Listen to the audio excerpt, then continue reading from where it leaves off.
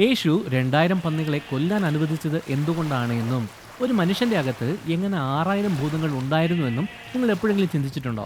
ബൈബിളിലെ ഏറ്റവും ഞെട്ടിക്കുന്ന നിമിഷങ്ങളിൽ ഒന്നാണിത്. ശവകുടീരങ്ങളിൽ താമസിക്കുന്ന ഒരു പിശാച് ബാധിച്ച മനുഷ്യൻ, അവന്റെ ശരീരത്തിൽ 6000 ഭൂതങ്ങൾ. ഒരു മുന്നറിയിപ്പും ഇല്ലാതെ ഒരു വലിയ പന്നിക്കൂട്ടം മലയിൽ നിന്ന് കടലിലേക്ക് ചാടുന്നു. 2000 വർഷമായിട്ട് ക്രിസ്ത്യാനികൾക്കുള്ള ഏറ്റവും വലിയ ചോദ്യമാണ് എന്തുകൊണ്ട്? സൗഖ്യദായകനും രക്ഷകനുമായ യേശു എന്തുകൊണ്ടാണ് ഇങ്ങനെ ഒരു നാശം സംഭവിക്കാനായിട്ട് അനുവദിച്ചത്? ഭൂതങ്ങൾ ആ മനുഷ്യനെ വിട്ടുപോകുന്നതിന് പകരം പന്നികളിലേക്ക് പൊയ്ക്കോട്ടെ എന്ന് യാചിച്ചത് എന്തുകൊണ്ടാണ്? അതിലും ഞെട്ടിക്കുന്ന ഒരു കാര്യം എന്താണെന്ന് പറഞ്ഞാൽ, ഈ ഒരു വലിയ അത്ഭുതം കണ്ടിട്ട് പോലും മുഴുവൻ പട്ടണവും യേശുവിനെ അവിടെ നിർത്താതെ ആ ദേശം വിട്ടുപോകാനായിട്ട് നിർബന്ധിച്ചതിന് കാരണം എന്താണ്? ഒരുപാട് പേർ ഈ ഭാഗം വായിച്ചിട്ട് മനസ്സിലാകാത്ത ഒരുപാട് കാര്യങ്ങളുണ്ട്. ചിലരിത് കാണിച്ച് ദൈവത്തിന്റെ സ്വഭാവത്തെ പോലും ചോദ്യം ചെയ്യാറുണ്ട്. സത്യം പറഞ്ഞ ഈ അക്രമാസക്തമായ കുഴപ്പം നിറഞ്ഞ ഈ ഭാഗത്ത് നിങ്ങൾക്ക് അറിയാമെന്ന് നിങ്ങൾ വിചാരിക്കുന്ന എല്ലാ കാര്യങ്ങളും മാറ്റുന്ന രീതിയിലുള്ള 3 പ്രധാനപ്പെട്ട കാര്യങ്ങളുണ്ട്. ദൈവം ഏറ്റവും വിലമതിക്കുന്ന കാര്യത്തെക്കുറിച്ചും ആത്മീയ യുദ്ധത്തെക്കുറിച്ചും നിങ്ങളുടെ സ്വാതന്ത്ര്യത്തെക്കുറിച്ചുള്ള സത്യം. മർക്കോസ് 5-ാം അധ്യായത്തിലാണ് ഈ സംഭവത്തെക്കുറിച്ച് വിവരിക്കുന്നത്. അവിടെ ഈ സംഭവം ആരംഭിക്കുന്നത് ഭൂതങ്ങളിൽ നിന്നല്ല, മറിച്ച് ഒരു തീരുമാനത്തിൽ നിന്നാണ്. യേശുവും ശിഷ്യന്മാരും ഗലീലക്കടലിൽ യാത്ര ചെയ്യുന്ന സമയത്ത് ഒരു വലിയ കൊടുങ്കാറ്റ് ആഞ്ഞടിച്ചു. നല്ല പരിചയസമ്പത്തുള്ള മീൻപിടുത്തക്കാർ പോലും ഉറപ്പായിട്ട് മരിക്കുമെന്ന് വിചാരിച്ച അത്ര വലിയ കൊടുങ്കാറ്റ്.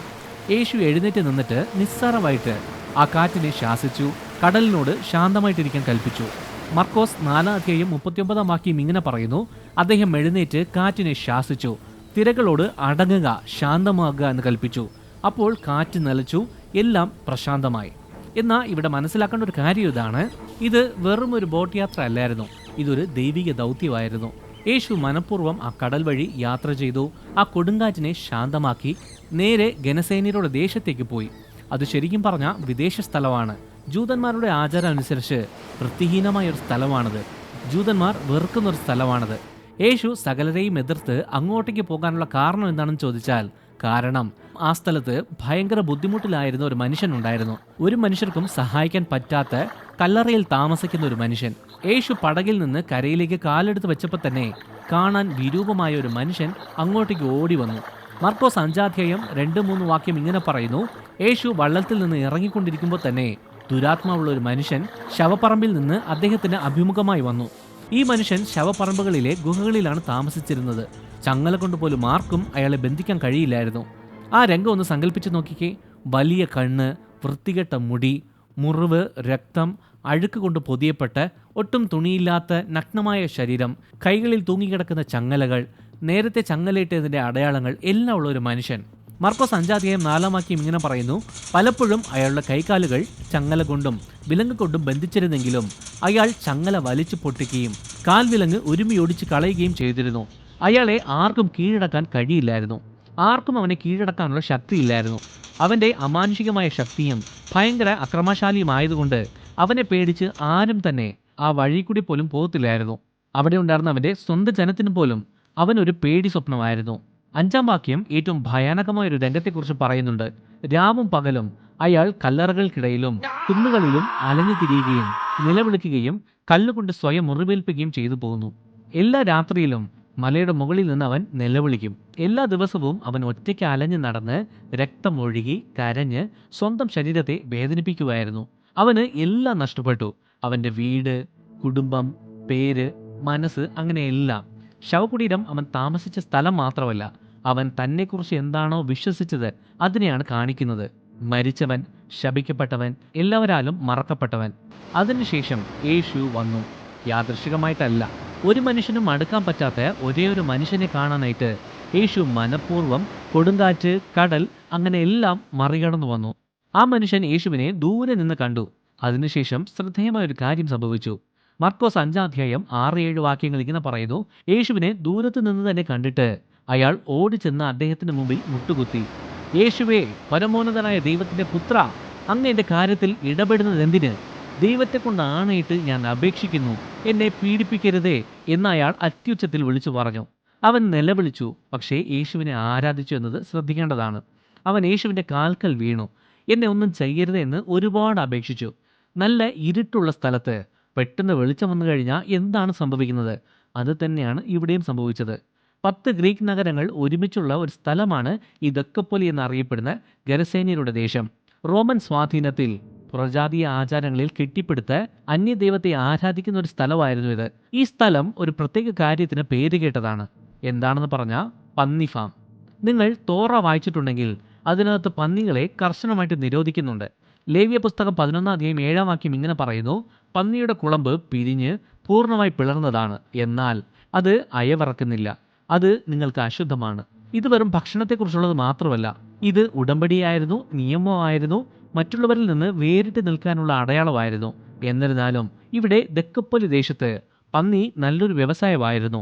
ആയിരക്കണക്കിന് പന്നികൾ അവിടെ ഉണ്ടായിരുന്നു. ദൈവം അശുദ്ധമെന്ന് പറഞ്ഞ ആ മൃഗം കാരണം ഉണ്ടായ വലിയൊരു സമ്പദ് വ്യവസ്ഥ. യേശു ആ കടൽ കടന്ന് അവിടെ എത്തിയപ്പോൾ യേശു എന്തോ വെറുതെ വലിയ കടൽ കടന്ന് വന്നു എന്നല്ല, യേശു നിയമത്തെ മുഴുവൻ അടിച്ചോടിച്ചാണ് അങ്ങോട്ടേക്ക് വന്നത്. പ്രവാചകന്മാർക്ക് കൊടുത്തിരുന്ന ദൈവത്തിന്റെ നിയമം പരസ്യമായി ലംഘിച്ചാണ് യേശു അവിടെ കാലെടുത്ത് വെച്ചത്. ഇനി ഈ ഭാഗം വായിക്കുന്ന പല ആളുകൾക്കും കൺഫ്യൂഷൻ ഉണ്ടാകുന്ന ഒരു കാര്യത്തെക്കുറിച്ച് നമുക്ക് നോക്കാം. മത്തായി 8 അധ്യായം 28 വാക്യം പറയുന്നത് അവിടെ ഒരാളല്ല, ഭൂതം ബാധിച്ച 2 പേരുണ്ടായിരുന്നു എന്ന്. മർക്കോസും ലൂക്കോസും അവിടെ ഭൂതത്താൽ ബാധിക്കപ്പെട്ട ഒരു വ്യക്തിയെ ഉണ്ടായിരുന്നുള്ളൂ എന്ന് പറയുന്നു. ഈ വ്യത്യാസം വരാനുള്ള കാരണം എന്താണെന്ന് ചോദിച്ചാൽ ഇതൊരു വൈരുദ്ധ്യമല്ല, ഇത് ഒരു കാര്യത്തെ ഊന്നി പറയുന്നു. മത്തായി യഹൂദ ജനത്തിന് വേണ്ടിയാണ് എഴുതുന്നത്. അതിൽ 2 പുരുഷന്മാരുണ്ടായിരുന്നു എന്ന് പറയുന്നു. ഇത് 2-3 സാക്ഷിമൊഴികൾ വേണമെന്ന് പറയുന്ന ആവർത്തനം 19 അധ്യായം 15 വാക്യത്തിലെ നിയമപരമായ തത്വത്തെ അടിസ്ഥാനമാക്കിയിട്ടുള്ളതായിരിക്കാനാണ് സാധ്യത. മർക്കോസും ലൂക്കോസും അന്യജാതിക്കാർക്കാണ് എഴുതിയത്. ആർക്കാണോ ആ ഭൂതം ബാധിച്ചത് ആ വ്യക്തിക്ക് മാത്രം ഊന്നൽ കൊടുത്ത് പറയുന്നു. വ്യത്യസ്തമായ എഴുത്തുകാർ വ്യത്യസ്തമായ ആൾക്കാർക്ക് വേണ്ടി വ്യത്യസ്തമായ ഊന്നൽ കൊടുത്തു എന്ന ഒരേ സംഭവം, ഒരേ ശക്തി, ഒരേ യേശു എന്ന ഈ ഒരു കാര്യം മനസ്സിൽ സൂക്ഷിക്കുക. ദൈവത്തിന്റെ നിയമങ്ങൾ ലംഘിച്ച് ലാഭം നേടുന്ന ഒരു സ്ഥലത്തേക്ക് യേശു വന്നു. അവിടെ പന്നികളാണ് സാമ്പത്തിക അടിത്തറ. മർക്കോസ് 5 അധ്യായം 8 വാക്യത്തിൽ യേശു ഇങ്ങനെ കൽപ്പിച്ചിട്ടുണ്ടായിരുന്നു: ദുരാത്മാവേ, ഇവനിൽ നിന്ന് പുറത്തു പോക എന്ന്. യേശു അധികാരത്തോടെ കൽപ്പിച്ചു. എന്ന ദുരാത്മാക്കൾ യേശുവിന്റെ കാല് പിടിച്ചു. അപ്പോൾ യേശു ഒരു ചോദ്യം ചോദിച്ചു. 9 വാക്യം ഇങ്ങനെ പറയുന്നു: പിന്നെ യേശു അവനോട്, നിന്റെ പേരെന്താ എന്ന് ചോദിച്ചു. എൻ്റെ പേര് ലെഗിയോൻ, ഞങ്ങൾ അസംഖ്യമാകുന്നു എന്ന് അയാൾ ഉത്തരം പറഞ്ഞു. യേശു ഇങ്ങനെ ചോദിക്കാനുള്ള കാരണം എന്താണ്? യേശു സർവജ്ഞാനിയാണ്. യേശുവിന് എല്ലാം തന്നെ അറിയാം. പിന്നെ ഇങ്ങനെ ചോദിക്കേണ്ട കാര്യമില്ലല്ലോ. എന്തിനാണ് അങ്ങനെ ചോദിച്ചത് എന്ന് ചോദിച്ചാൽ അത് അവിടെ നോക്കി നിൽക്കുന്നവർക്ക് വേണ്ടിയുള്ളതായിരുന്നു, നമുക്ക് വേണ്ടിയുള്ളതായിരുന്നു.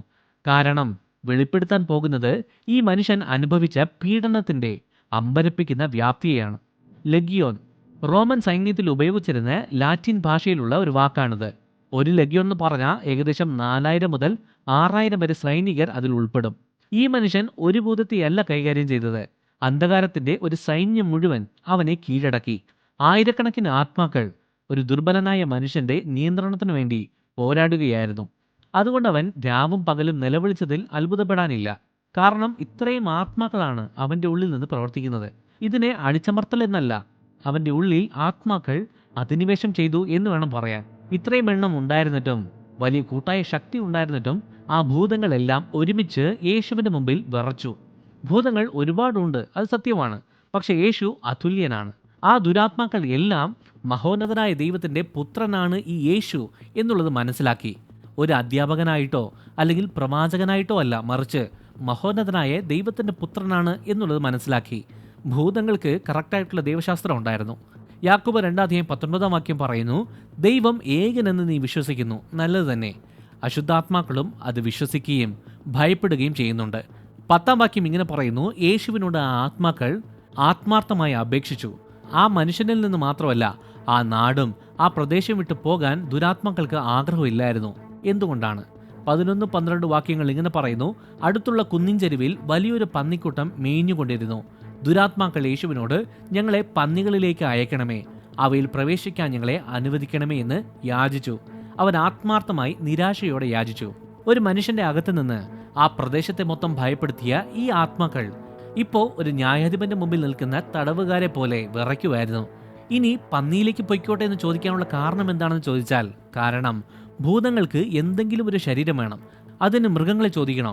പന്നികളെ ചോദിക്കാനുള്ള കാരണം എന്താണെന്ന് ചോദിച്ചാൽ, അല്ലെങ്കിൽ ഭയങ്കര കഷ്ടം അനുഭവിക്കേണ്ടി വരും എന്നതാണ് സത്യം. ലൂക്കോസ് 8 അധ്യായം 31 വാക്യം വ്യക്തമായി പറയുന്നു: പാതാളത്തിലേക്ക് പോകാൻ ഞങ്ങളോട് ആജ്ഞാപിക്കരുത് എന്ന് അവർ യേശുവിനോട് കേണപേക്ഷിച്ചു കൊണ്ടിരുന്നു. പാതാളം അതായത് അന്തിമവിധിക്ക് വേണ്ടി കാത്തിരിക്കുന്ന വീണുപോയ ദൂതന്മാരുള്ള സ്ഥലം. ഏത് സമയത്തും യേശുവിന് ആ അശുദ്ധാത്മാക്കളെ അങ്ങോട്ടേക്ക് അയക്കാൻ അധികാരമുണ്ടെന്ന് പിശാചികൾക്ക് അറിയായിരുന്നു. അത് പേടിച്ചുപോയി. അതുകൊണ്ട് പന്നികളിൽ വിട്ടാ മതി എന്ന് യാചിച്ചു. പാതാളത്തിൽ പോയി കഷ്ടപ്പെടുന്നേക്കാട്ടിലും നല്ലത് അശുദ്ധ മൃഗങ്ങളിൽ കയറുന്നതാണ് എന്നുള്ളതാണ്. ഇവിടെ ശ്രദ്ധിക്കുക, 13-ാം വാക്യം പറയുന്നു, യേശു അനുവദിച്ചു. എന്തുകൊണ്ട്? യേശു 2000 പന്നികളെ നശിപ്പിക്കാൻ അനുവദിച്ചതിന്റെ കാരണം എന്താണ്? അതിന് 2 കാരണങ്ങളുണ്ട്. ആദ്യത്തേത്, വിടുതൽ ദൃശ്യമായിരിക്കണം, അതായത് കാണുന്ന തരത്തിലായിരിക്കണം. ഒരുപാട് കാലങ്ങളായിട്ട് ഈ മനുഷ്യൻ കഷ്ടപ്പെടുന്നത് എല്ലാവരും കണ്ടതാണ്. അതിന്റെ ലക്ഷണങ്ങളെല്ലാം ആളുകൾ കണ്ടു. പക്ഷേ അതിന്റെ ഉറവിടം എന്താണ് എന്നുള്ളത് ആർക്കും കാണാൻ പറ്റിയിട്ടില്ല. ആ പന്നികൾ മലയിൽ നിന്ന് ഓടി കടലിൽ മുങ്ങി മരിച്ചപ്പോൾ ഈ മനുഷ്യൻ എത്ര സഹിച്ചിട്ടുണ്ടായിരുന്നു എന്നതിന്റെ വ്യാപ്തി എല്ലാവരും കണ്ടു. രണ്ടാമത്തത്, യേശു ഒരു കാര്യം തെളിയിക്കുമായിരുന്നു. ഒരു മനുഷ്യന്റെ ആത്മാവ് 2000 പന്നികളെക്കാൾ വിലയുള്ളതാണ്, മുഴുവൻ സമ്പദ് വ്യവസ്ഥയേക്കാൾ വിലയുള്ളതാണ്, അതിൽ കിട്ടുന്ന ലാഭത്തെക്കാൾ എല്ലാം വലുതാണ് എന്ന് തെളിയിച്ചു. പന്നിയെ മേയിച്ചു കൊണ്ടിരുന്നവർ ഓടിപ്പോയി എല്ലാവരോടും പറഞ്ഞു. അങ്ങനെ പട്ടണത്തിൽ ഉണ്ടായിരുന്ന എല്ലാവരും പുറത്തു വന്നു. അവർ എന്താണ് കണ്ടതെന്ന് ചോദിച്ചാൽ, അവർ യേശുവിൻ്റെ അടുത്ത് എത്തിയപ്പോൾ ലഗ്യോൻ ബാധിച്ച ആ മനുഷ്യൻ നല്ല ഡ്രസ്സൊക്കെ ഇട്ട് നല്ല സുബോധത്തോടെ യേശുവിൻ്റെ കൂടെ ഇരിക്കുന്നത് കണ്ട് ഞെട്ടിപ്പോയി. വർഷങ്ങളായിട്ട് അവരെ പേടിപ്പിച്ചിരുന്ന അതേ മനുഷ്യനാണ് ഇപ്പോൾ നന്നായിട്ടിരിക്കുന്നത്. അത് കണ്ട് എല്ലാവരും സന്തോഷിച്ച് കാണുമെന്നും അങ്ങനെ യേശുവിൻ്റെ കാൽക്കൽ എല്ലാവരും വീണ് കാണും എന്നൊന്നും വിചാരിക്കേണ്ട കാര്യമില്ല. സത്യം പറഞ്ഞാൽ അവിടെ ദാരുണമായ സംഭവമാണ് ഉണ്ടായത്. അവർ യേശുവിനോട് പറഞ്ഞു, ദയവ് ചെയ്ത് ഈ സ്ഥലത്ത് നിൽക്കരുത്, ഇവിടം വിട്ട് പോകണം എന്ന് തീർത്തു പറഞ്ഞു. അവർ ആളുകളെക്കാൾ വലുതായിട്ട് പന്നികളെ തിരഞ്ഞെടുത്തു. സാന്നിധ്യത്തെക്കാൾ അവിടെ ഉണ്ടാകുന്ന ലാഭത്തെ തിരഞ്ഞെടുത്തു.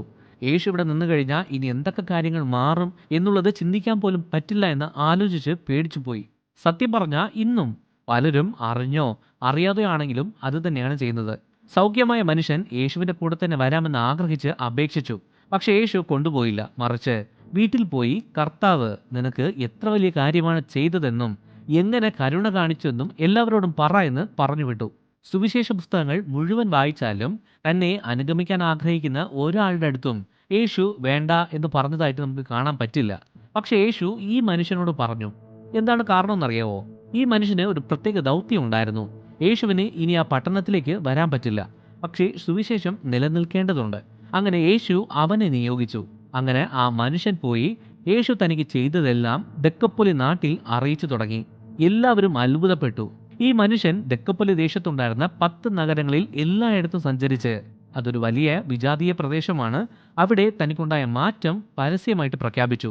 എല്ലാവരും അത്ഭുതപ്പെട്ടു.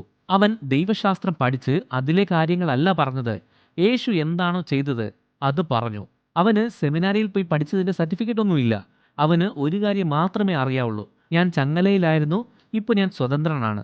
ഞാൻ പീഡിപ്പിക്കപ്പെട്ടു, ഇപ്പോൾ എനിക്ക് സമാധാനമുണ്ട്. അത് മതിയായിരുന്നു. ഇതുപോലെ തന്നെ നിങ്ങളുടെ സാക്ഷ്യവും വളരെ പ്രധാനപ്പെട്ടതാണ്. യേശു വിടുവിച്ച മനുഷ്യൻ സെമിനാരിയിൽ പോയില്ല. അയാൾക്ക് അപ്പോളജറ്റിക്സ് എന്നാണ് എന്നറിയില്ല. പക്ഷേ അദ്ദേഹത്തിന് ഒരു അനുഭവം ഉണ്ടായിരുന്നു. യേശു പറഞ്ഞു, നീ പോയി അവരോട് പറയുക, അത് മതിയായിരുന്നു. നിങ്ങളും എനിക്ക് യോഗ്യതയില്ലല്ലോ എന്ന് ചിലപ്പോൾ ചിന്തിക്കുന്നവരായിരിക്കും. പക്ഷേ നിങ്ങളെ യോഗ്യരാക്കുന്നത് യേശു നിങ്ങളിൽ എന്ത് ചെയ്തു എന്നതിനെ അടിസ്ഥാനമാക്കിയുള്ളതാണ്. അങ്ങനെ യേശു നിങ്ങളുടെ ലൈഫിൽ ചെയ്ത അത്ഭുത കാര്യങ്ങൾ എന്താണ്? താഴെ കമന്റ് ബോക്സിൽ പറയുക. അത് മറ്റുള്ളവരും കണ്ട് ദൈവത്തെ സ്തുതിക്കട്ടെ. ഈ വീഡിയോ ഇഷ്ടമായ ലൈക്ക് ചെയ്യുക, ഈ ചാനൽ സബ്സ്ക്രൈബ് ചെയ്യുക. നിങ്ങൾ ദൈവത്താൽ അനുഗ്രഹിക്കപ്പെട്ടവർ.